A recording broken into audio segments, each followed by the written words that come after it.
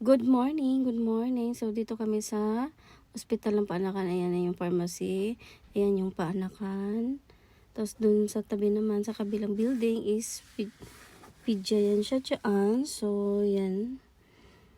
Good morning guys. Today is Tuesday. So, dito kami para mag-follow up check up ng anak ng pamangkin namin. So, yan yung itsura niya sa labas. Pagpasok mo dun sa loob, yan yung itsura niya, super linis. Ayan yung mga puti-puti dyan, masakura yan siya. Pagpasok mo pa lang, may temperature, sukatan ng temperature at alcohol of course. Dahil uso pa yung virus ngayon, of course, may alcohol pa. E dyan yung lobby, reception. Pag may baby ka, yan yung lagayan ng baby. Ayan, may sukat sa temperature, yung BP. Pag high blood ka, yan. Ikaw magsukat, unlike sa Pinas, di ba? Kakaiba talaga ang Japan. Ayan yung bata, halimbawa may dalawa yung anak bitbit mo, ay yung isa iwan mo dyan. May magbabantay din dyan. So, yung mga kwarto na yan yung mga consultation sa mga doktor, yan, sa gitna. May simigar. Dito rin ako nagpaalaga since 7 years ago. So gusto ko lang magka-baby. Nagpaalaga din ako dito. Ayan yung ng bata.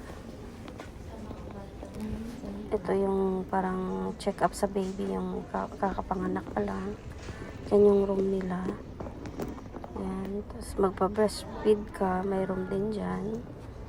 Yan, dyan yung kinukunan ng mga sukat ng baby. Ayan, baby na.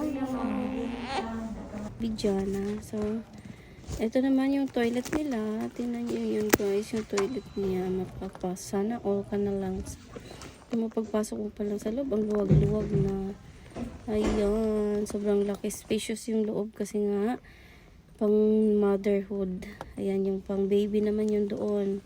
Dito, malaki yung nila kasi nga minsan, yung nanay, may mga dalang stroller. So, kasya dyan, kahit ipasok mo yung stroller. Yan. Pag may karga ka naman, wala stroller, pwede mo yung ilagay doon. Yan, may pasabon pa sila para sa pang-sanitize dun sa toilet bowl. Ayan. So, kasi nga masilan to na ospital, kasi nga daming buntis, tsaka yung mga baby. Yan yung flash nila. So, paglabas mo naman, yung itsura niya, ganyan yung itsura niya. Yan guys, pwede mo ilagay yung baby dyan. Ayan, tapos dyan. Nandun naman sa kabila, ito, pag magpalit ng diaper, lagay mo yan doon. May pasabon sila, at may pa-alcohol pa. At, syempre, may paper towel, syempre. Ayan. May dry air naman, kaso lang, pinatay nila, hindi nila pinagamit kasi nga uso pa ngayon yung virus, so hindi umandar. Inoff nila para hindi mag-spread yung virus. So ito yung sa gitna, kasi open yung sa gitna niyaan.